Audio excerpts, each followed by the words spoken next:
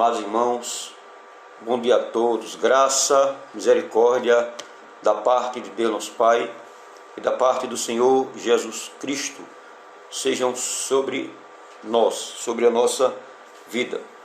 Graças a Deus, Ele nesta manhã, neste domingo, dia 16 de agosto de 2020, Ele nos concede mais um dia na sua presença, um dia de adoração, um dia de exaltação ao seu nome.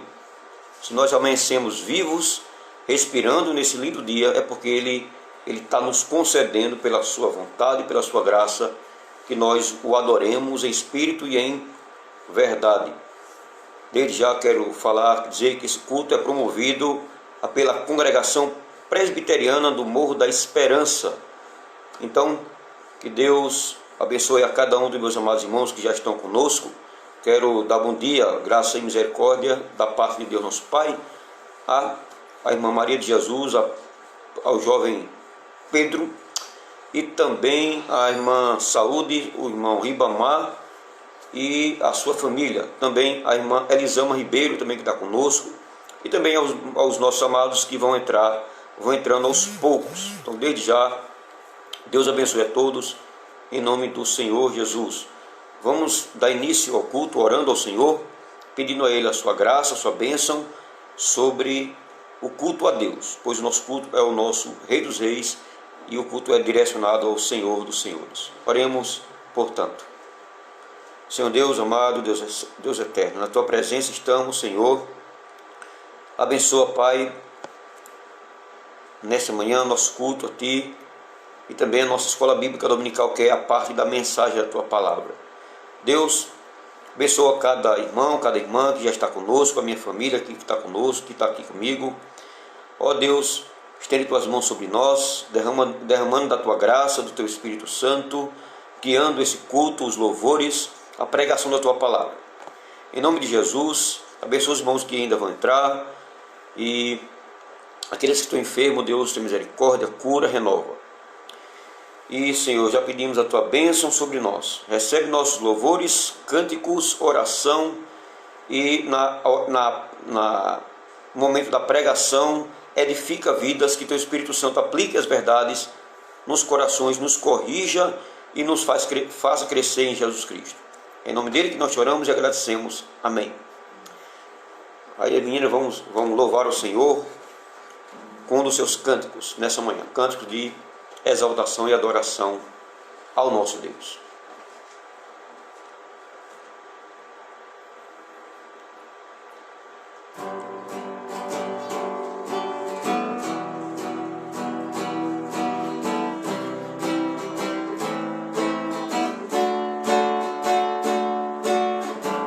Celebrai com júbilo ao Senhor, todos os moradores da terra. Servi ao Senhor com alegria, apresentai-vos a Ele com cântico. Sabei que o Senhor é bom, e eterna a sua bondade, e a sua fidelidade, de geração a geração. Aleluia, glória, aleluia, aleluia, glória, aleluia, aleluia, glória, aleluia, aleluia, glória, aleluia. Celebrai com júbilo ao Senhor, todos os moradores da terra. Servi ao Senhor com alegria, apresentai-vos a Ele com cântico. Sabei que o Senhor é bom, e eterna a sua bondade, e a sua fidelidade, de geração a geração. Aleluia, glória, aleluia, aleluia, glória, aleluia, aleluia, glória, aleluia, aleluia, glória, aleluia. Amém. Louvado seja Deus, glórias e aleluias ao Senhor nosso Deus. Eu peço, se for possível, não sei, a irmã Elisama Ribeiro, algum irmão, caso puderem, abrir uma sala de vídeo, né? Abrir uma nova sala, para que você também possa compartilhar esse culto, o culto ao Senhor, com seus amigos do Facebook, né? Se você puder fazer isso, é bom, porque nós vamos expandir mais o Evangelho de Cristo, e o seu Evangelho vai chegar em vários lugares, em várias casas, e quem sabe aqueles que estão em casa enfermos, amigos do Face, possam também acompanhar os nossos cultos também. Então será uma bênção se você fizer isso, tá bom? Vai ser bom. Eu peço que você abra a sua Bíblia no Salmo 98. Salmo 98. Nós vamos ler a palavra do Senhor. Nós começamos cantando ao Senhor orando ao Senhor, depois cantamos a Ele, louvores ao seu nome, e agora Ele vai falar conosco, por meio do Salmo 98. E nós sabemos que um culto, ele é um diálogo, e onde Deus fala conosco, nós falamos com Deus, nós cantamos louvores ao Senhor, falamos com Ele em oração, Ele responde com a palavra e com a pregação. Salmo 98, dos versos 1 a 9, diz assim a palavra do Senhor. Prestamos atenção à leitura bíblica. Diz assim a palavra do Senhor: Cantai ao Senhor um cântico novo, porque Ele tem feito maravilhas. A sua destra e o seu braço santo lhe alcançaram a vitória. O Senhor fez notória a sua salvação, manifestou a sua justiça perante os olhos das nações. Lembrou-se da sua misericórdia e da sua fidelidade para com a casa de Israel. Todos os confins da terra viram a salvação do nosso Deus. O versículo 4 diz assim, o verso 4: Celebrai com júbilo ao Senhor todos os confins da terra, aclamai, regozijai-vos e cantai louvores. Cantai com harpas louvores ao Senhor, com harpa e voz de canto, com trombetas e ao som de buzinas, exultai perante o Senhor que é Rei. Ruja o mar e a sua plenitude, o mundo e os que nele habitam. Os rios batam palmas, né? Batam palmas. E juntos cantem de júbilo os montes. Na presença do Senhor, porque Ele vem julgar a terra, julgará o mundo com justiça e os povos com equidade. Esse salmo aqui, ele trata acerca da justiça do Senhor, de um Deus que é rei, de um Deus que é santo, de um Deus que é benigno.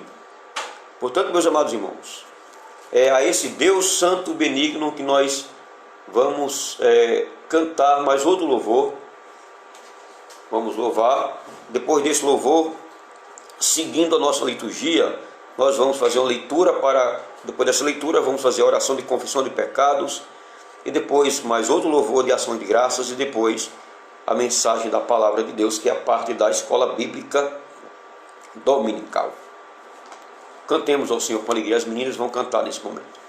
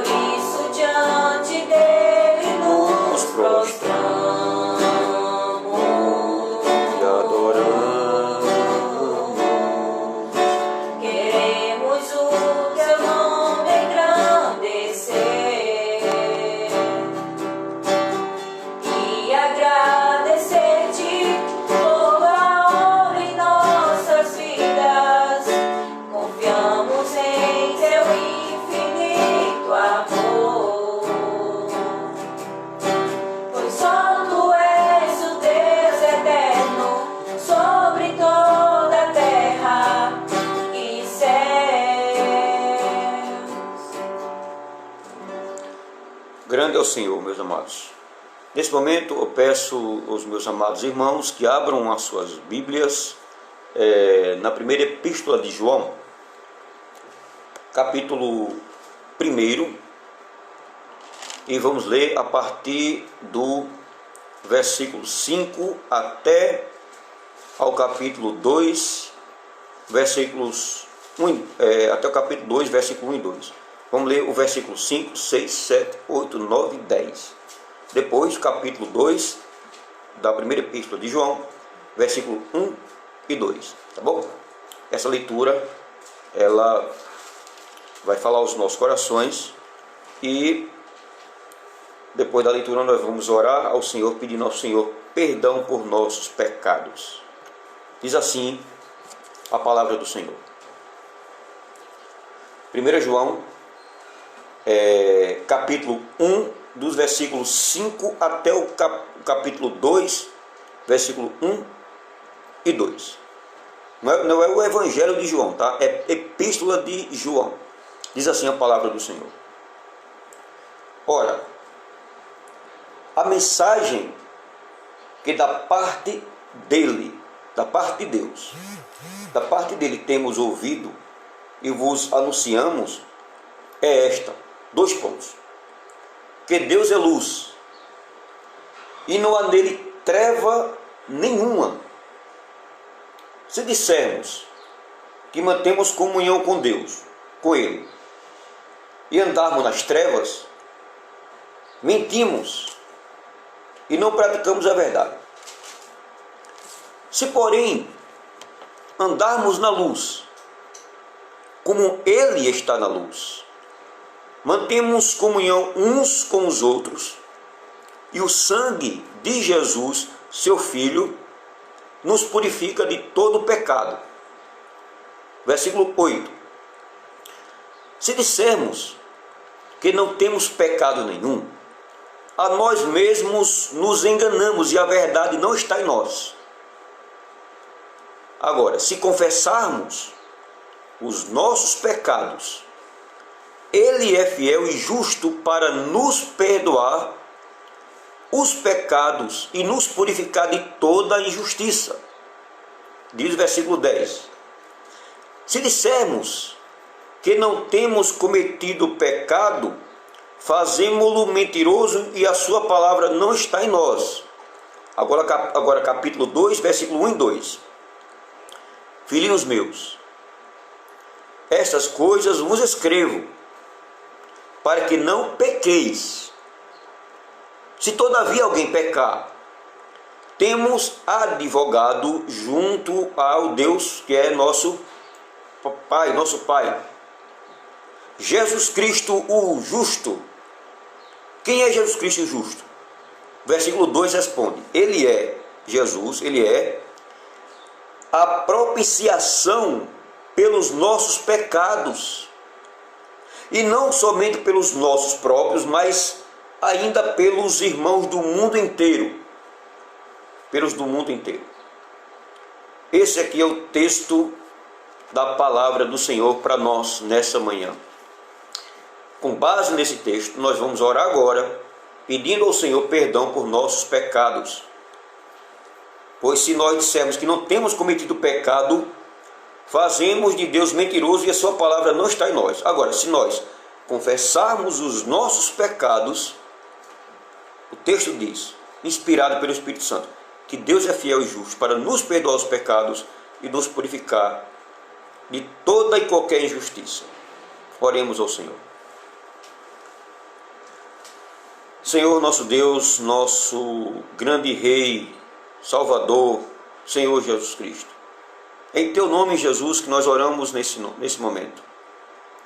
Acabamos de ler a Tua palavra, que é luz, que nos corrige, que ensina-nos a viver contigo. Ó Deus, em nome do Senhor Jesus Cristo, perdoa os nossos muitos pecados. Pecados por pensamentos, palavras, ações. Pecados que nós cometemos e às vezes não sabemos que é pecado, mas é pecado aos Teus olhos. Ó Deus, torna-nos sensíveis ao pecado, à maldade, à iniquidade. Que Teu Espírito Santo nos convença do nosso pecado quando nós errarmos, seja por pensamento, seja o mais leve pecado, que o Espírito Santo nos convença, fale aos nossos corações, nos levando ao arrependimento. Ó Deus, em nome de Jesus, perdoa os nossos pecados por pensamento, palavras e ações que nós cometemos durante essa semana que passou e os que nós cometemos hoje por pensamento ou por palavras e ações.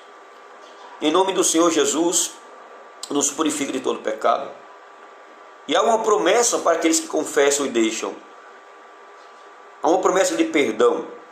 Há uma promessa de restauração, de purificação e de misericórdia. E é com base nessa promessa, Deus, que nós acreditamos que Tu nos perdoaste, que Tu nos purificaste, nos lavaste no sangue de Jesus. Perdoa os nossos pecados. Perdoa os meus pecados, o pecado dos meus amados irmãos, o pecado da minha família, o pecado de cada um de nós. Em nome do Senhor Jesus é que nós choramos. Amém. Meus amados irmãos, vamos agora ouvir um hino. Você abre aí seu hinário no hino 61, que tem por título Ações de Graças, tá bom? Você que não tem o nosso hinário, mas você vai ouvir agora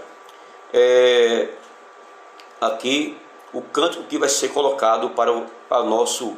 Nós vamos cantar ele ouvindo e adorando a Deus, como ações de graça pelo pecado, pelo perdão de pecado perdoado, tá bom?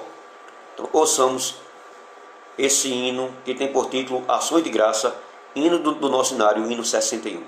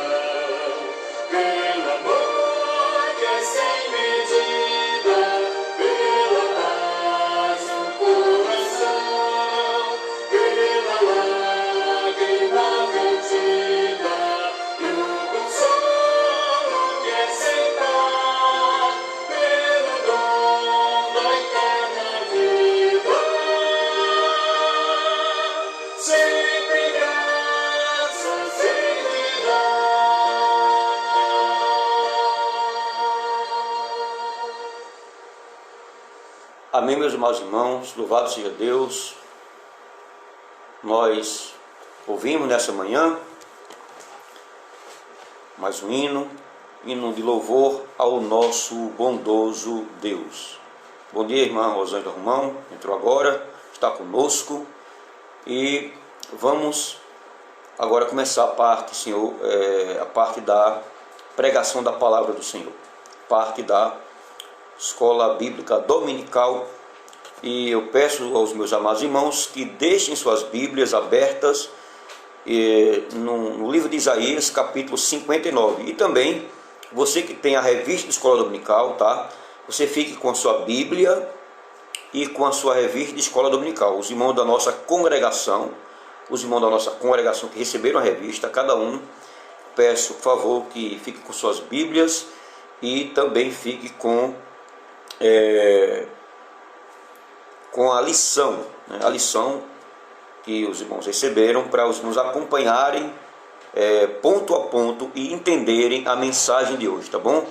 Essa revista é belíssima, nós estamos aprendendo, estudando todo domingo pela manhã o livro de Isaías. Estamos estudando o livro do profeta Isaías, entendendo todo o seu contexto, entendendo tudo que se passou naquela época e, em muitos casos, não é tão diferente de nosso tempo. Então, nesse momento, nós vamos... não vai dar para ler todo o capítulo, porque são 21 capítulos, são 21 versículos, e nós vamos estudar à medida de que nós vamos lendo, né? Nós vamos, ao passar da lição, a gente vai lendo os versículos de 1 a 21 do capítulo 59 de Isaías, que também vai até o capítulo 63, 1 a 6, 59 de 1 a 21 e capítulo 63 de 1 a 6. Vamos orar nesse momento e pedir a Deus a bênção sobre a mensagem nessa manhã. Deus eterno, Deus bendito, abençoa, Senhor, a parte da mensagem nessa manhã. Em nome do Senhor Jesus, abençoa, Deus, a mensagem nessa parte da escola bíblica dominical. Abençoa, meus amados irmãos, abra os seus entendimentos, os nossos entendimentos para entender a mensagem. Fala aos nossos corações nessa manhã. Continua falando aos nossos corações, em nome de Jesus. E aplica essas verdades, Senhor Deus, à nossa vida prática do dia a dia. Em nome de Jesus. Amém. Meus amados irmãos, chegamos à aula 11. A aula 11 tem por tema o guerreiro divino e a nova aliança. Aí tem o subtítulo dizendo: pecado, separação e graça. Pecado, separação e graça. Veremos hoje, por exemplo, você já está com a Bíblia aberta aí em Isaías 59, dos versículos 1 a 4, ele trata sobre nossos pecados. Ele fala que nossos pecados nos separam de Deus. A parte 2 aqui, o capítulo 59, de 5 a 8, de 1 a 4, fala que nossos pecados nos separam de Deus. De 1 a 4. O capítulo 59, de 5 a 8, fala sobre a armadilha do pecado. Isaías 59, versículo 9 até o versículo 15, fala sobre uma confissão. Capítulo 59, do versículo 15 até o versículo 16, fala sobre a indignação do Senhor. Capítulo 59, 17 a 19, fala sobre o guerreiro divino. E os versículos 20 e 21 fala sobre uma nova aliança. E do capítulo 63, de 1 a 6, fala do retorno desse guerreiro divino. Então, a introdução da nossa lição fala o seguinte. Preste atenção à introdução da lição.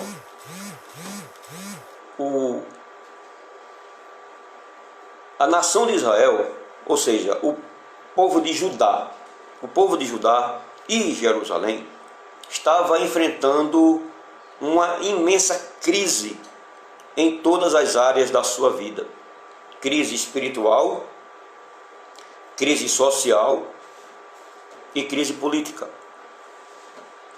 Na verdade, considerando que esse povo era o povo da aliança, esse povo era o povo que Deus fez um pacto, fez uma aliança e deu as suas leis para reger essa nação aí, ok? Na verdade, considerando que esse era o povo da aliança, podemos dizer que a grande e principal crise de Judá e Jerusalém era uma crise de identidade. Ou seja, essa nação era a nação da aliança, povo da aliança. E esse povo da aliança não vivia como povo da aliança. Ele não vivia como povo da aliança. Ou seja, eram crentes, mas não viviam como crentes. Tinham chamado para ser povo de Deus, mas não estavam andando como povo de Deus. Esse é o resumo. Ou seja, e essa é uma verdade simples e terrível. Mas o que causava essa separação? O que causava essa separação entre o Senhor da aliança e o povo da aliança? O que causava essa separação? Outra pergunta: essa separação seria permanente ou haveria um modo de remover a sua causa? A lição de hoje, irmãos, vai nos alertar para o agravo do pecado, ou sobre a gravidade do pecado. A lição de hoje vai alertar-nos, a nossa vida, acerca da gravidade do pecado e fortalecê-lo, apontando para a grandiosidade da graça de Deus, desafiando-o a viver mais perto de Deus. O primeiro ponto aqui da nossa lição, da nossa aula, da mensagem nessa manhã, é uma nova acusação. E está aí do versículo 1 até o versículo 15 do capítulo 59 do livro do profeta Isaías. Então, a causa da separação entre o povo e Deus. Qual era a causa da separação? Leiamos aqui dos versículos 1 até o versículo 4. Diz assim a palavra do Senhor: Eis que a mão do Senhor não está encolhida para que não possa salvar, nem surdo o seu ouvido para não poder ouvir. Mas as vossas iniquidades fazem separação entre vós e o vosso Deus, e os vossos pecados encobrem o rosto de Deus de vós, para que não vos ouça. Versículo 3: Porque as vossas mãos, povo de Judá, estão contaminadas de sangue, e os vossos dedos de iniquidade. Os vossos lábios falam mentiras, e a vossa língua profere maldade. Versículo 4: Ninguém há que clame pela justiça, ninguém que compareça em juízo pela verdade. Confiam no que é nulo e andam falando mentiras. Concebem o mal e dão à luz a iniquidade. Essa era a situação do povo de Judá. Na acusação dos versículos de 1 a 3, Deus aqui é apresentado como um presente, um Deus que é presente, um Deus que é ativo e disposto a auxiliar o seu povo. Deus se mostra um Deus que a sua mão não está encolhida e nem o seu ouvido está surdo. Ok? Porém, ele diz aqui, a argumentação e o questionamento sobre a sua aparente indiferença são semelhantes ao que vemos no capítulo 58, 3 a 4. Não dá tempo nós lermos. A expressão, a palavra encolhida ou curta, aqui no versículo 1, faz referência à mão de Deus. Ok? Aqui no versículo 1. Diz assim: Eis que a mão do Senhor não está encolhida, e nem para que não possa salvar. Então, tudo isso faz referência à mão de Deus e transmite, a palavra encolhida transmite a ideia de que o povo duvidava da capacidade de Deus para salvar. Então o povo ele estava em pecado e a visão que ele tinha de Deus era uma visão de um Deus pequeno, como que Deus não pudesse salvar seu povo. Agora, quando nós partimos para o versículo 2, diz o seguinte: As vossas iniquidades fazem separação entre vós e o vosso Deus. Então, o que separa o homem de Deus é o pecado. O que separa o povo de Deus é o pecado do povo de Deus. Isaías aqui estava falando para o povo de Deus. Isaías aqui não estava falando para povo de uma nação distante ou para um povo idólatra, não. Embora o povo estava vivendo em idolatria. O povo de Israel, o povo da aliança, os crentes da época do Antigo Testamento estavam em pecado. A começar dos Juízes, a começar dos príncipes, a começar da liderança de Judá, a começar do povo. Mas tinha um povo que estava vivendo a infidelidade. Agora, o verso 2 afirma que a transgressão do povo são a causa da separação de Deus. E eu quero abrir um parênteses aqui. Quando você vê um cristão triste, quando você vê um cristão que não quer ler a Bíblia, que não sente desejo por Deus, e tem cristão que não tem desejo por Deus, tem sim. Tem cristãos que, por não ter aquele hábito de buscar a presença de Deus, a palavra de Deus, ter sede por Deus, buscar a Deus em oração, mas em primeiro lugar buscando seus próprios interesses. E tem cristãos, existe cristãos espalhados no Brasil e no mundo, que eles, em vez de buscar a Deus, eles buscam seus próprios interesses. Esquecem de Deus.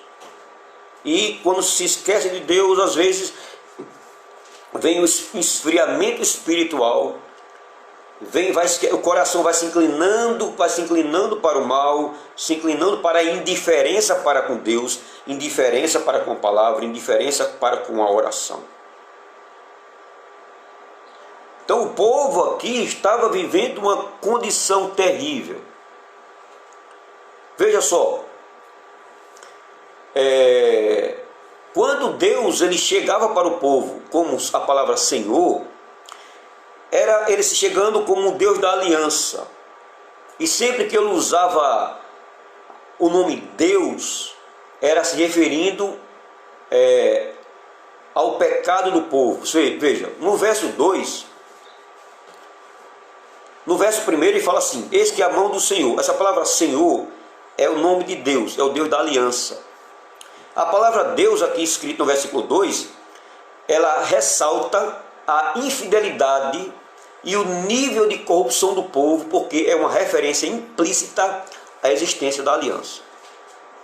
Veja, o povo aqui estava prevaricando a lei. O povo aqui estava em pecado. Ou seja, ao se afundar em suas transgressões, o povo estava se rebelando contra o Senhor da aliança, o Deus dos exércitos. E isso não é pouca coisa, irmãos. A ideia da separação entre Deus e o povo, como decorrente do pecado, ocorre também nos versículos 50, capítulo 50, versículo de 1 a 2, e também capítulo 56, versículo 3, capítulo 57, 17. O que é que diz capítulo 57, 17? Diz o seguinte: por causa da indignidade da sua cobiça, eu me indignei e feri o povo, escondi a face e indignei-me mais rebelde. Mas rebelde seguiu ele o caminho da sua escolha. O povo estava debaixo da indignação do Senhor. No versículo 3, a referência à palavra mão remete em primeiro lugar ao versículo 1. No versículo 1 fala sobre a mão de Deus. No versículo 3 fala sobre a mão do povo. A mão abençoadora de Deus não estava encolhida para não salvar, mas a mão do povo estava manchada de sangue, manchada de violência. A mão do povo estava manchada de pecado. Veja o versículo 3. Porque as vossas mãos estão contaminadas de sangue. As vossas mãos estão contaminadas de sangue e os vossos dedos contaminados de iniquidade. E ainda diz: os vossos lábios falam mentiras e a língua profere maldade. Mãos, dedos, lábios e língua. Tudo do povo, o povo estava completamente em trevas. Deus está dizendo: vocês estão em trevas. Veja só, o Senhor, Ele não estenderá suas mãos para outras mãos que, mesmo levantadas para Ele, estejam sujas de sangue. Deus jamais escutaria a oração desse povo. A imagem, irmãos, é bem semelhante ao capítulo 1, versículo 15. O povo estava andando em violência. Capítulo 1, versículo 15 de Isaías, nós já estudamos sobre isso. Diz o seguinte: pelo que quando estender as vossas mãos para Deus. Versículo 15: pelo que quando estender as vossas mãos, escondo de vós, povo de Judá, escondo de vós os olhos. Sim, quando multiplicais as vossas orações, não as ouço, porque as vossas mãos estão cheias de sangue. É a mesma frase. O povo aqui estava andando em violência. O povo estava valorizando o homicídio. Os justos estavam morrendo. Injustiça social estava acarretando problemas econômicos, falta de comida, os ricos ficando mais ricos, os pobres ficando mais pobres, os desordeiros andando e desrespeitando os mais velhos. O pecado fazia parte do cotidiano do povo daquela época. Veja, o reinado da injustiça na esfera social e legal, apresentado no versículo 4, ela contrasta com a expectativa do governo justo do Messias. Pois o versículo 4 diz: ninguém há que clame pela justiça. Ninguém clama pela justiça. Por quê? Porque o povo estava em pecado. O povo estava amando o pecado e não a Deus. O povo estava adorando outros deuses, adorando a si mesmo, buscando seus próprios interesses. O povo orava e Deus não respondia. O povo jejuava mal, jejuava para brigar. O povo jejuava para mentir. O povo estava jejuando para se prostituir. O povo estava rebelde contra um Deus santo. Por isso que a mão de Deus disse: a mão de vocês está cheia de sangue e a minha mão não vai estender sobre vocês. Eu não vou ouvir as suas orações, a não ser que se arrependesse. Ninguém há que clame pela justiça. Ninguém que compareça em juízo pela verdade. Confiam. Eles confiavam no que é nulo. Eles confiavam naquilo que é passageiro. Eles confiavam naquilo que não é Deus. Eles depositavam suas confianças naquilo que não é Deus. E ainda diz o texto aqui, no versículo 4, andam falando mentiras. O povo amava mentira. Falava mentira. E quem é o Deus da mentira? Satanás. Ele é considerado o pai da mentira. O pai da mentira é Satanás. Ainda diz, concebe o mal. Eles concebiam o mal.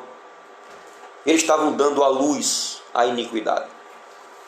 Meus amados irmãos, muito sério a vida aqui do povo aqui. Na parte B, a armadilha do pecado, que vai dos versículos 5 a 8. Nos versículos 5 a 8, em vez de acusações diretas ao povo, temos uma apresentação dos pecados do povo. Veja aqui, versículos 5 a 8. Chocam ovos de áspide, tecem teias de aranha. O que comer os ovos dela morrerá. Se um dos ovos é pisado, sai-lhe uma víbora. As suas teias não se prestam para vestes. Os homens não poderão cobrir-se com os que eles fazem. As obras deles são obras de iniquidade, obras de violência há nas suas mãos. Os seus pés correm para o mal. São velozes para derramar o sangue inocente. Os seus pensamentos são pensamentos de iniquidade. Os seus caminhos há desolação e abatimento. Desconhece o caminho da paz, não há justiça nos seus passos. Fizeram para si veredas tortuosas, quem anda por elas não conhece a paz. O uso de animais, especialmente na comparação dos versos 5 e 6, assemelha-se ao Salmo 58, 4 a 8, meus amados. A ilusão do pecado é representada, veja, a ilusão do pecado é representada por duas atitudes impraticáveis, atitudes distorcidas e prejudiciais. Tecer roupas com teia de aranha e se alimentar com ovos de víbora, como se fossem ovos de ave, isso era uma...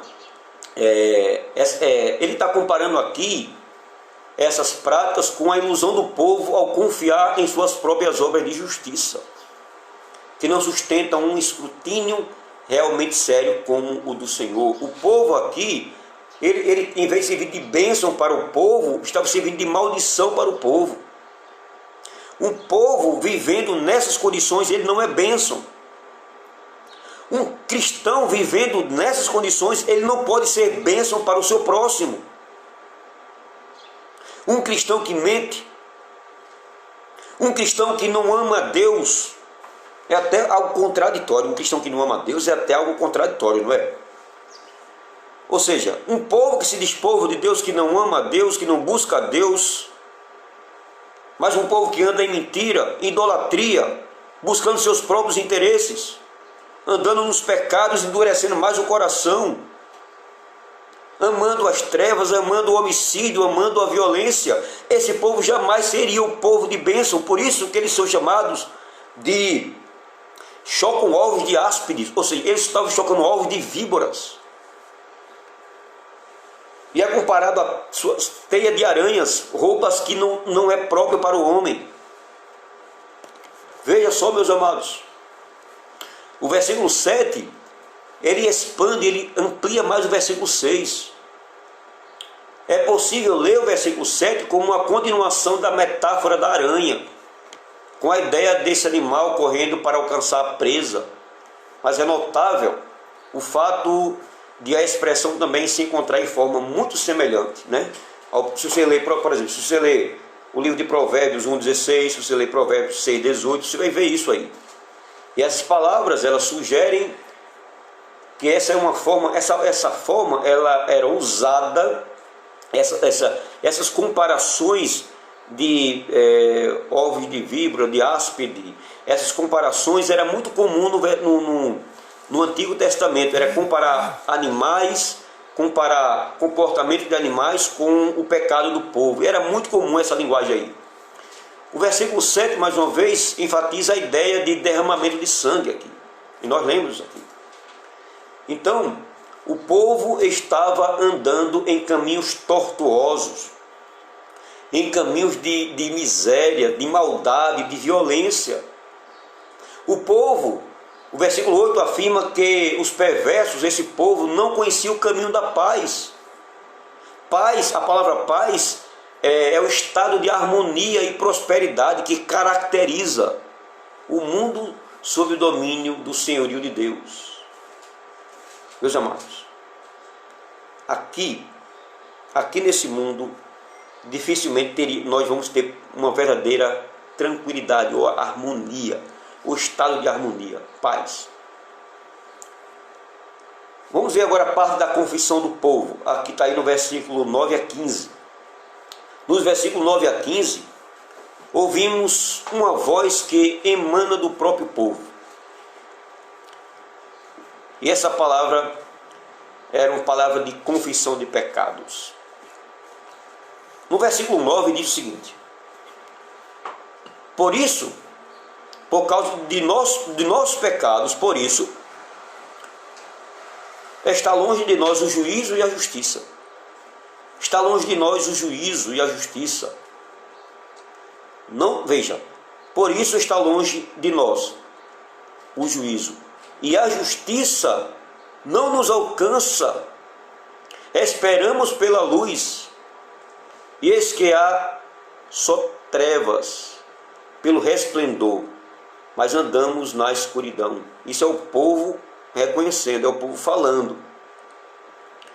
Ele diz assim, ó, versículo 10: apalpamos as paredes como cegos. Sim, como os que não têm olhos, andamos apalpando, tropeçamos ao meio-dia, como nas trevas, e entre os robustos somos como mortos. Todos nós bramamos como urso e gememos como pombas. Esperamos o juízo e não há juízo não. A salvação, ela está longe de nós. Veja a situação do povo. Porque as nossas transgressões se multiplicam perante ti. Ou seja, as nossas transgressões se multiplicam perante ti, Deus. Os nossos pecados testificam contra nós. Porque as nossas transgressões estão conosco e conhecemos as nossas iniquidades. Isso é uma confissão de pecado. Versículo 13 diz: como prevaricar, o mentir contra o Senhor, o retirarmos-nos do nosso Deus, o pregar opressão e rebeldia, o conceber e proferir do coração palavras de falsidade, pelo que o direito se retirou e a justiça se pôs longe, porque a verdade anda tropeçando pelas praças e a retidão não pode entrar. Sim, a verdade sumiu e quem se desvia do mal é tratado como presa.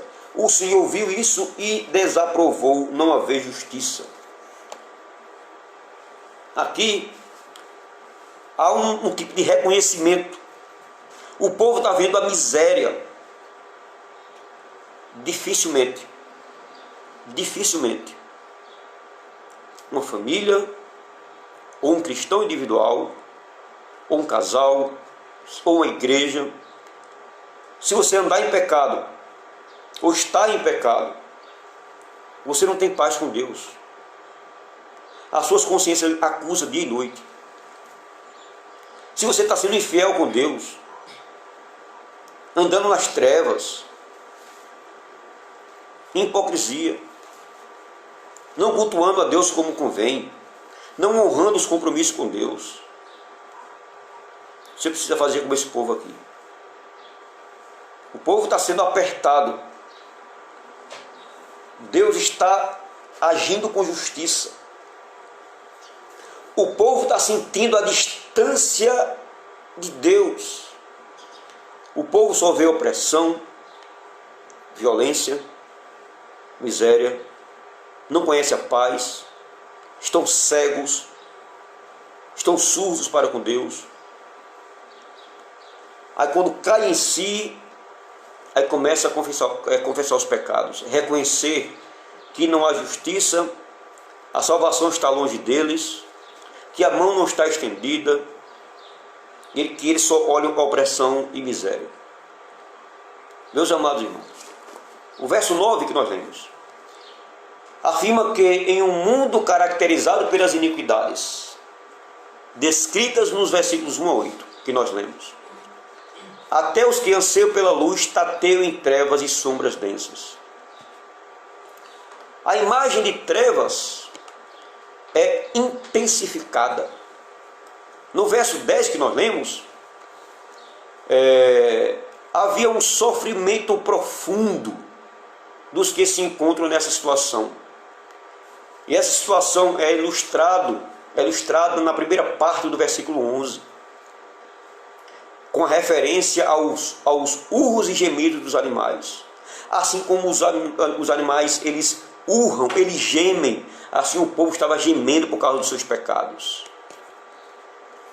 Na segunda parte do verso 11, o desespero é esclarecido como sendo a busca em vão da justiça e do livramento, ou seja, literalmente salvação. O povo estava tentando buscar a salvação, mas não estava encontrando. Pois a salvação só é concedida quando Deus a concede. O perdão só acontece quando Deus perdoa. O salvar depende de Deus, o perdoar depende de Deus, o renovar depende de Deus. O abençoar depende de Deus. Mas o povo aqui precisava de um arrependimento profundo no coração e da vida. O povo precisava abandonar e virar as costas para o pecado. O povo precisava se arrepender da sua iniquidade e buscar um Deus santo, honrar a Deus. Meus amados irmãos, o versículo 12 explica que essa situação de miséria se deve à multiplicidade do pecado do povo. Transgressões por transgressões. E a iniquidade do povo estava muito grande diante de Deus. Meus amados irmãos, o versículo 13 apresenta esses pecados como sendo uma postura de rebeldia e traição contra Deus, que tem duas dimensões. A primeira dimensão do pecado do povo de Judá contra Deus, a primeira é o próprio ato de deixar de seguir a Deus. No versículo 13 diz o seguinte: como o prevaricar, o mentir contra o Senhor. O povo estava experimentando a miséria. O povo estava experimentando na pele o sofrimento, porque eles tinham deixado de seguir a Deus, deixado de ler a palavra de Deus, de seguir os mandamentos do Senhor. E a segunda dimensão dos castigos que eles estavam merecendo, a segunda é a manifestação consequencial desse ato de promover a opressão contra o próximo e de se revoltar-se contra Deus e proferir mentiras. Meus amados irmãos, o povo estava merecendo o que Deus estava vindo contra eles. Aqueles que andam em pecado, aqueles que deixam de seguir a Deus, meus amados irmãos, eles estão sofrendo por causa dos seus pecados, por causa de suas misérias, por causa de sua rebeldia. Meus amados irmãos, o nosso Deus é o mesmo, ontem, hoje e eternamente. Devemos ter cuidado com nossas vidas. Eu pergunto para você, como está a sua vida diante de Deus? Como está a sua comunhão com Deus? Deixa essa resposta para você responder. Só você e Deus sabe como é que está a sua vida espiritual. Segundo lugar, o Senhor faz uma nova aliança. Ele é misericordioso. Capítulo 59, versículo 15 a 21, diz o seguinte. A primeira parte aqui fala da indignação de Deus. Versículo 15 e 16 diz o seguinte: sim, a verdade sumiu, e quem se desvia do mal é tratado como presa. O Senhor viu isso e desaprovou o não haver justiça. Viu que não havia ajudador algum e maravilhou-se de que não houvesse um intercessor, pelo que o seu próprio braço lhe trouxe a salvação e a sua própria justiça o susteve. Veja só. Os versículos 15 a 21 retratam a reação do Senhor, a reação de Deus, a ação de Deus, que resultará finalmente para a salvação ou a redenção para Jacó. Na parte B do versículo 15 diz: o Senhor viu a falta de justiça e se indignou. A partir daí, quando ele vê a falta de justiça e se indigna contra essa situação, a partir daí temos a afirmação de que não havia possibilidade de salvação para o povo. O povo estava perdido. Apenas o povo só poderia ser salvo por Deus se houvesse alguma intervenção direta do Senhor para poder efetuar essa salvação. O versículo 16 continua a exposição da indignação de Deus por não haver quem se interesse por praticar o que é bom. É a retidão de Deus, irmãos. A sua justiça que segundo o texto, lhe dá o apoio, o suporte para a ação. A justiça e a salvação, ela aparece novamente aqui. E vamos para a parte B do ponto 2, que fala sobre o guerreiro divino. Deus se apresenta como o guerreiro divino para o seu povo. Veja, dos versos 17 a 19,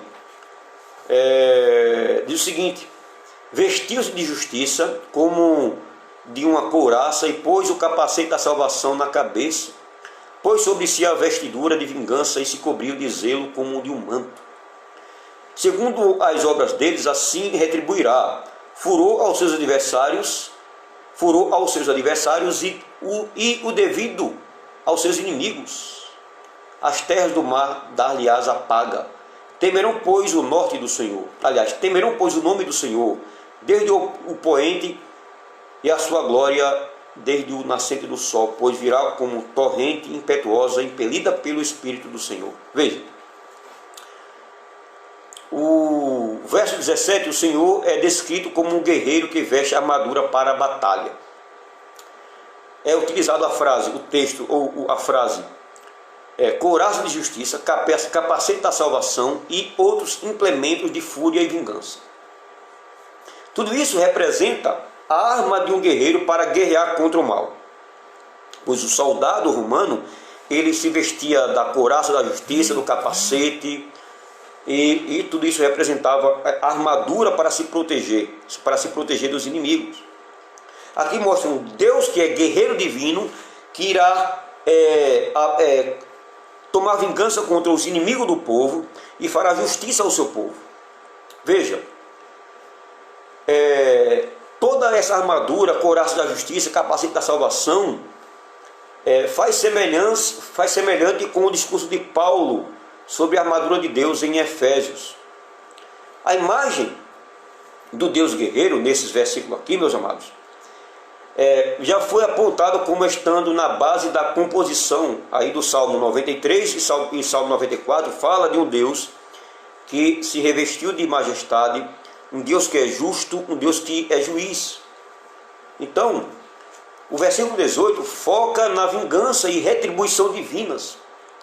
Deus, ele vai retribuir contra os seus inimigos. Ele vai vir com vingança contra os inimigos do povo de Deus e contra o povo que está em pecado. Veja, essa vingança e essa retribuição, ela vinha contra os transgressores da lei. Aqueles que não querem andar com Deus é contra Deus. Aqueles que não amam a Deus é contra Deus. Está andando contra a corrente, contra o mar, ofendendo a Deus com suas práticas. Então Deus aqui está prometendo que Deus vai retribuir tanto ao povo rebelde como às nações ímpias que está querendo oprimir Judá. Ele é o Deus que faz justiça ao seu povo e faz justiça a povos, nações ímpias que querem invadir Jerusalém, que querem invadir Judá para o maltratar, para castigar. Então, a retribuição ela é dada às ilhas, diz respeito aos mais distantes adversários do povo de Deus. A palavra as ilhas tem a ver com adversários do povo de Deus. E, por exemplo, capítulo 42, versículo 10 e capítulo 51, versículo 4, mostra o Deus que ele age com retribuição e justiça. E deve ser tomada em conjunto com o versículo 19, que afirma o domínio universal do Senhor sobre todas as regiões geográficas conhecidas. Então Deus está dizendo o seguinte: olha, eu que sou o Senhor, que eu sou Deus universal, sou Deus que domino sobre o mundo, eu vou retribuir vocês, contra seus pecados, meu povo de Judá, mas também eu vou agir com vingança, com ira contra as nações ímpias que querem invadir, querem maltratar vocês.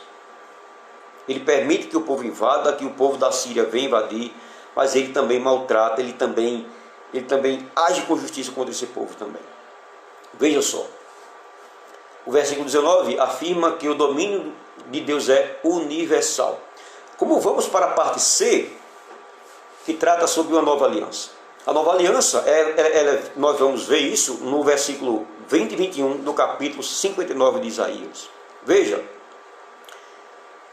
versículo 20 e 21. Virá o Redentor a Sião, e aos de Jacó que se converterem, diz o Senhor. Quanto a mim, esta é a minha aliança com eles, com o povo. O que é que diz? Diz o Senhor: o meu espírito está sobre ti, e as minhas palavras que pus na tua boca não se apartarão dela, nem da de teus filhos, nem da dos filhos de teus filhos. Não se apartarão desde agora e para todo sempre, diz o Senhor. Veja só. Aqui no versículo 20, que nós lemos agora, temos a afirmação da vinda do Redentor a Sião e aos de Jacó que abandonaram suas transgressões. Isaías está falando para um povo que está andando em rebeldia. Esse povo que estava rebelde, tinha um povo dentro desse povo que estava andando em fidelidade.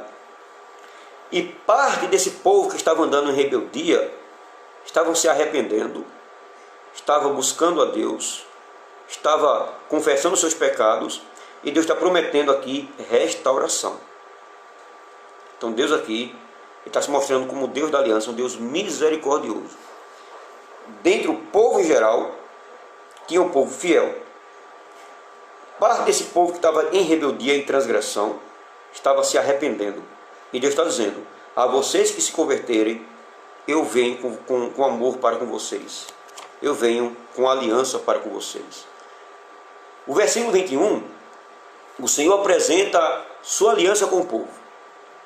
Renovo, perdão, promessa de restauração. A presença eterna e contínua do Espírito e as palavras do Senhor estariam perpetuamente na boca do povo que se arrependerem. Ele diz o seguinte: essas palavras, se esse povo se arrependesse, como estavam se arrependendo, Deus está prometendo que a palavra dele estaria no coração desse povo, e não somente no coração dele, mas dos seus filhos também. Ou seja, seria transmitida de geração a geração. Por isso que ele é o Deus da aliança. Ele faz aliança com os pais, com os filhos e com os filhos dos seus filhos. Ok? Então, veja só. A afirmação, o meu espírito que está sobre ti, ela aponta para Isaías 11, versículo 2. E principalmente Isaías 61, versículo 1, do profeta Isaías. Vamos agora para o terceiro e último ponto da pregação, que fala sobre o retorno do guerreiro divino. E essa palavra, Isaías 63, versículo de 1 a 6, existe uma ligação com um capítulo 60 a 62. Veja só. A visitação do Redentor a Sião, ao povo de Judá, descrita nos versos do capítulo 59, prepara para os capítulos 60 a 62. Então, o que há no capítulo 59 é uma preparação para o capítulo 60 a 62, que tem por tema a glorificação de Sião após o perdão de seus pecados. Então veja, depois que há perdão de pecados, há um momento de glorificação do nome do Senhor e felicidade entre o povo. A disponibilidade da redenção de Deus para com todos que se arrependem está relacionada a vários textos, como Isaías 48, 18 e 19. O que é que diz aí? Isaías 48, 18 e 19. Diz o seguinte: se tivesses dado ouvidos aos meus mandamentos, então seria a tua paz como o rio e a tua justiça como as ondas do mar. Também a tua posteridade seria como areia, os teus descendentes como os grãos da areia. O seu nome nunca seria eliminado nem destruído diante de mim. Então, essas promessas de redenção estariam ligadas a esses versículos aqui, meus amados. O guerreiro vem, e nós vemos aí, a partir do capítulo 63, de 1 a 6. A profecia de Isaías, 63, de 1 a 6, inicia com a pergunta: quem é este? Veja aí, 63. Pergunta: quem é este que vem de Edom e de Bosra, com vestes de vivas cores, que é glorioso em sua vestidura, que marcha na plenitude da sua força? Quem é este? Então, a figura avistada é de um poderoso e glorioso guerreiro que vem de Edom e Bosra. O guerreiro responde e se identifica. Trata-se do próprio Senhor, que fala em justiça e é poderoso para salvar. Novamente aqui, o que forma o par, justiça e salvação, parece combinado aqui. O Deus que traz a justiça, ele traz também a salvação. Eles andam de mãos dadas, a justiça e a salvação. Então, tudo isso trata-se do próprio Senhor, que fala em justiça e que é poderoso para salvar. O diálogo continua no verso 2. A pergunta agora é: por que as vestes do guerreiro estão manchadas de vermelho? Veja, e como a de quem pisa uvas. O Senhor responde no versículo 3, com a terrível imagem de um massacre executado por todos os povos, todos que não se achavam com ele. Veja o que é que diz o versículo 2. Porque está vermelho o traje, e as suas vestes como as daqueles que pisa uvas do lagar. O lagar eu pisei sozinho, e dos povos nenhum homem se achava comigo. Pisei as uvas na minha ira, no meu furor, e as esmaguei, e no seu sangue me salpicou as vestes, e me manchou o traje todo.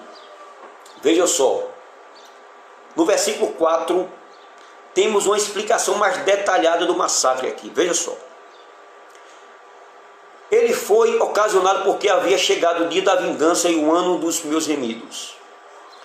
Aqui trata de Deus estar esmagando aqueles que seus inimigos. Deus aqui está tratando com justiça. Ele é o guerreiro que vem para remir seu povo, para perdoar pecado, para salvar seu povo. Imagine aquele guerreiro que vem montado no cavalo branco, aquele guerreiro forte e poderoso, salvando a sua esposa. Imagine uma mulher, ela sendo maltratada pelos inimigos, gritando por socorro. Isso é uma cena de filme, né? Pense na cena desse filme. Uma mulher sendo maltratada por vários inimigos, e vem o seu esposo vindo de longe como guerreiro poderoso para destruir os inimigos e para salvar a sua esposa. Ele vindo a cavalo com seus cavaleiros para vir e destruir os inimigos dele e os inimigos da sua mulher que está sendo maltratada.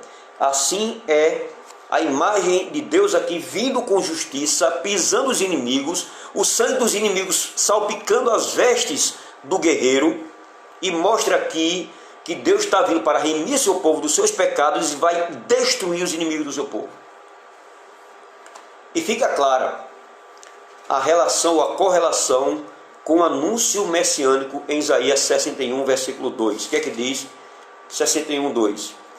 Ele vem para pregoar o ano aceitável do Senhor e o dia da vingança do nosso Deus, e a consolar todos que choram. O versículo 61, versículo 2, em que o ungido afirma que a sua missão inclui o anúncio desses dois eventos, de salvar e consolar. No versículo 5 aqui, do capítulo 63, o guerreiro afirma que, por se encontrar sozinho, sem respaldo ou apoio, obteve vitória por meio de seu próprio poder e ira. Versículo 5 diz: olhei e não havia quem me ajudasse, e admirei-me de que não haver quem me sustivesse, pelo que o meu próprio braço me trouxe a salvação e o meu furor me susteve. Veja só, o guerreiro afirma que por si só estava sozinho, e sem respaldo ou apoio, e obteve vitória pelo seu próprio poder e ira. Temos aqui a correlação com Isaías 59, 15 a 19, especialmente com o versículo 16. Meus amados, tudo isso tem ligação com os capítulos 33 e 34, que nós não vamos ler, não dá para ler. Mas vamos fazer um resumo aqui do capítulo 33 de Isaías e do capítulo 34. Um resumo agora, no final. O capítulo 33 de Isaías inicia com palavras condenatórias do Senhor, unidas a uma súplica do povo por misericórdia. Então Deus vem com palavra de condenação e o povo vem com súplica. O povo clama, no capítulo 33 de Isaías, o povo clama para que Deus seja o seu braço e a sua salvação. Em seguida, temos a descrição da ação destruidora do Senhor sobre os povos. Nela temos várias instâncias de vocabulário que remetem a Isaías 56 a 66. No capítulo 33, versículo 5, vemos a descrição do Senhor, a voz do Senhor, como sublime e habitando nas alturas, ligando ao capítulo 57, versículo 15, que nós vemos a semana passada. Há também um foco em Sião e a sua estabilidade e segurança, enfatizando que o conhecimento e temor do Senhor são as marcas da sua vitória e da sua salvação.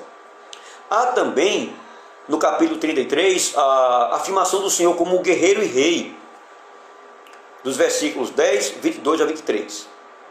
No capítulo 34, também fala da terrível descrição do massacre e remete ao capítulo 59, até o versículo 15 e versículo 21. Veja, o capítulo 34 tem uma ligação, o capítulo 34 de Isaías tem ligação com o capítulo 59, de 15 a 21, que nós lemos nessa manhã.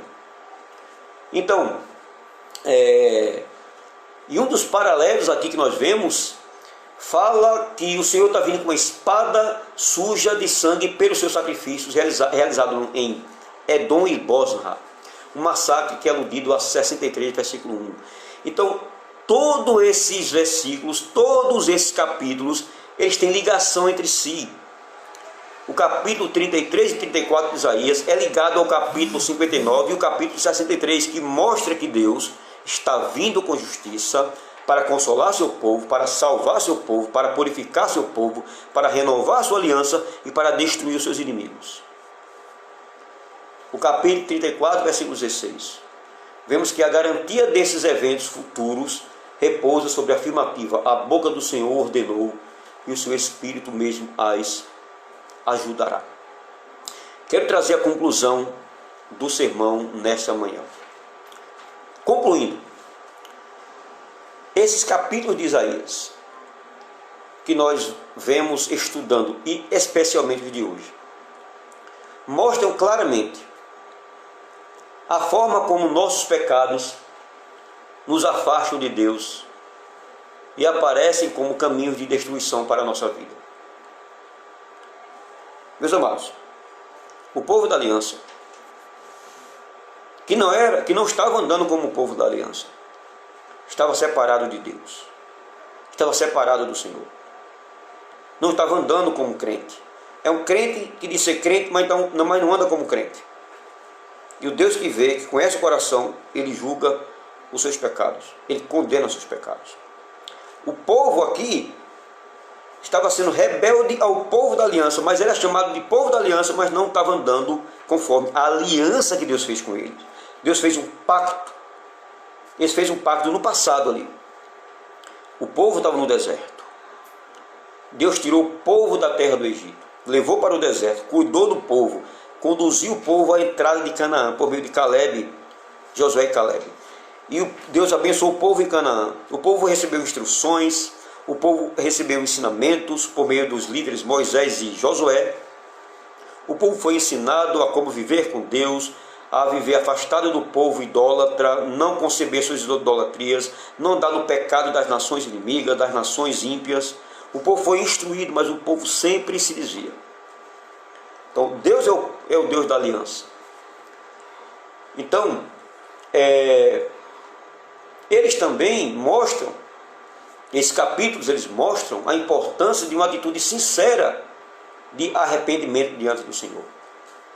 Por fim, eles se mostram em harmonia com outras partes do livro de Isaías, ao nos ensinar, mais uma vez, que o arrependimento verdadeiro, ou as nossas iniciativas em busca do perdão e da salvação, irmãos, são insuficientes. A salvação depende da ação do Senhor. Uma coisa é você buscar arrependimento sem estar arrependido. Como Como é que isso pode acontecer? Você está sofrendo por causa dos seus pecados, você sabe que está sofrendo, até lamenta pelo seu sofrimento, mas não tem um desejo sincero de se arrepender dos pecados. Pecados não é só matar, roubar, adulterar, furtar. Não é isso só. Pecado é o abandono do nosso coração, da nossa mente para com Deus. É a nossa indiferença com as coisas espirituais. É o desprezo do culto. É o desprezo do seu irmão. Você desprezar o seu próprio irmão. É você não amar a comunhão com seus irmãos, nem em primeiro lugar a comunhão com Deus. É você abandonar a leitura bíblica, o devocional na sua casa. É não praticar os exercícios espirituais. É você não cultivar uma comunhão com Deus e com seus irmãos. É você não viver a vontade de Deus, não cumprir a vontade de Deus. Andar em pecado é buscar os seus próprios interesses em vez dos interesses de Deus. Isso é pecado. Não é só matar, roubar, adulterar, cometer homicídio. Isso são pecados. Mas isso não são só pecados. O que eu falei também é pecado.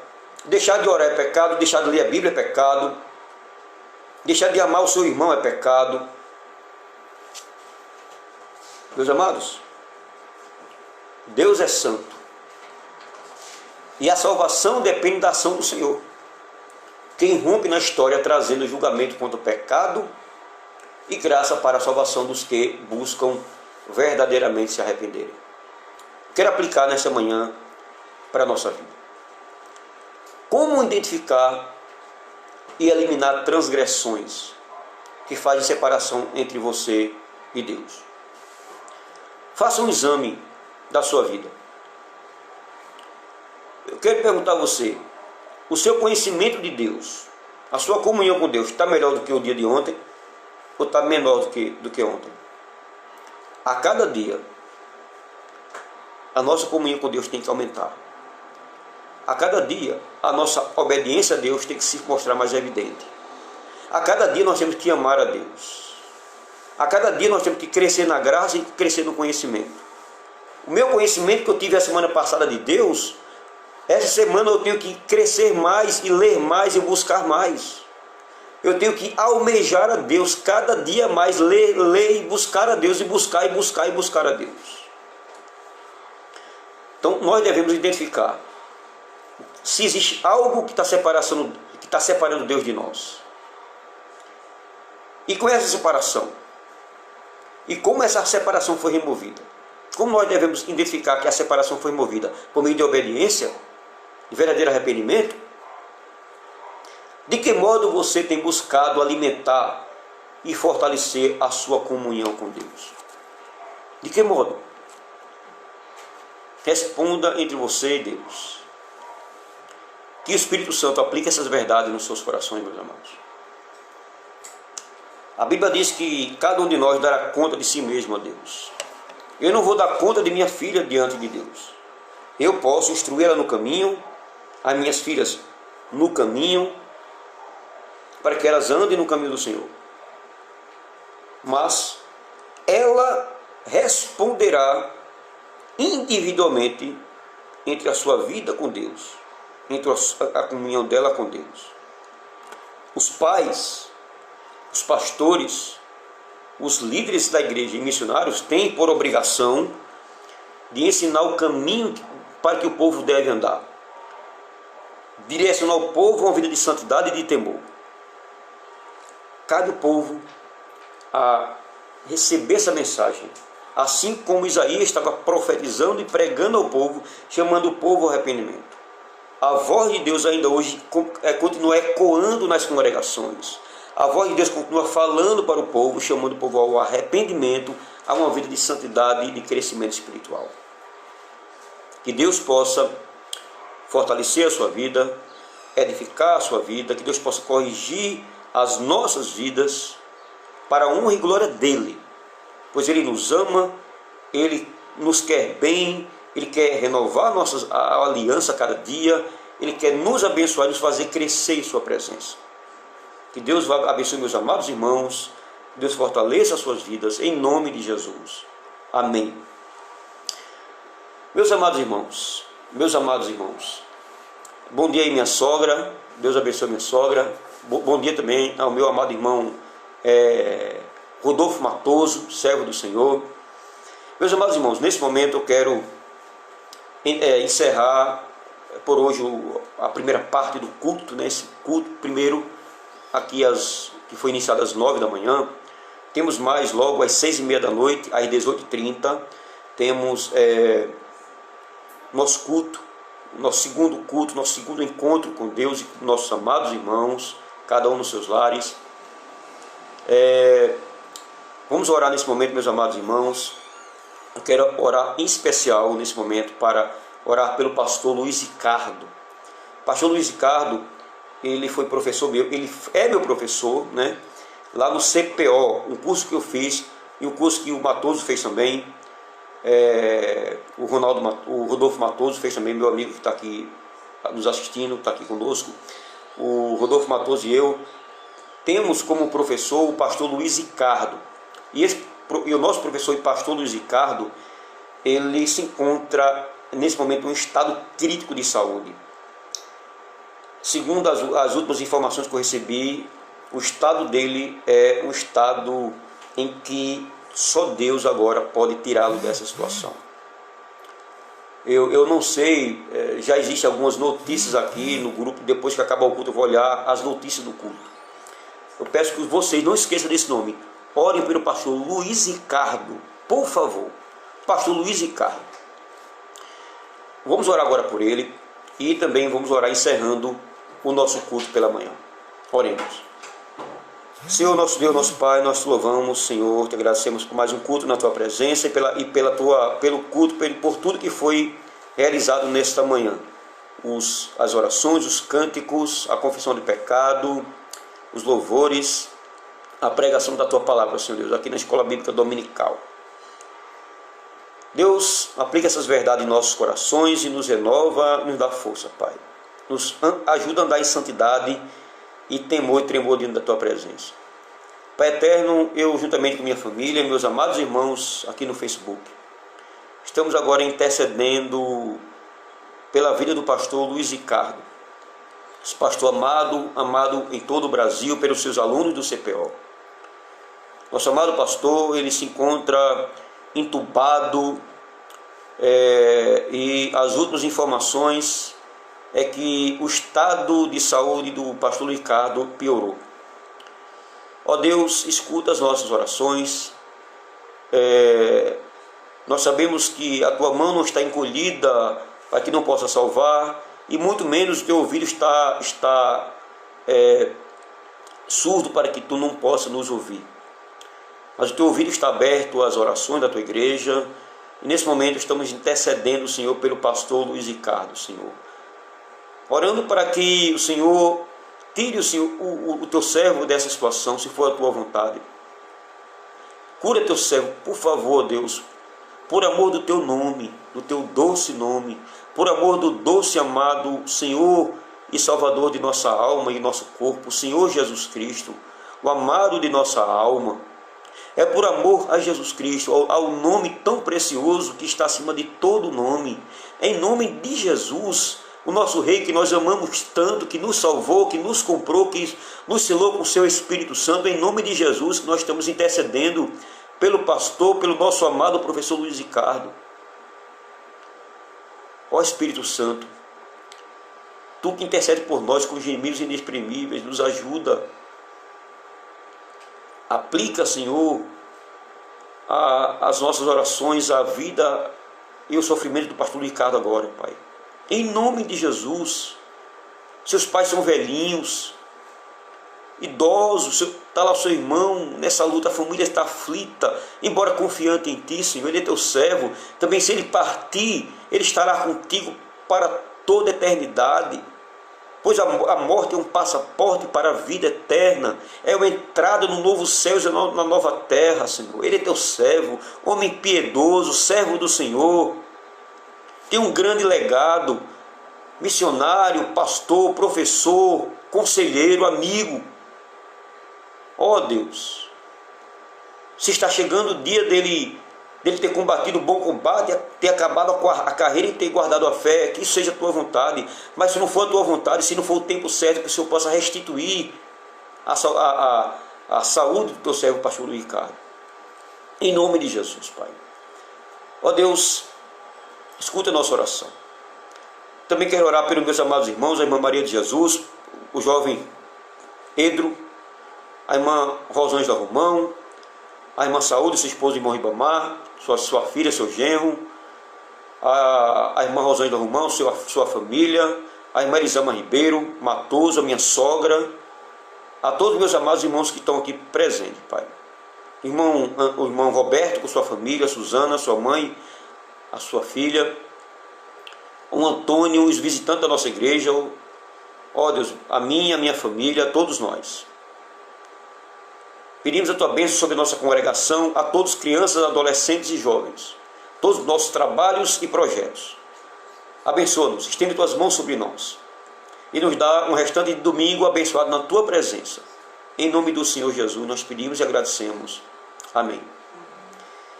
Que a graça do Senhor Jesus Cristo, que o amor de Deus e a comunhão do Espírito Santo seja com todos vós, desde agora e para sempre. Amém.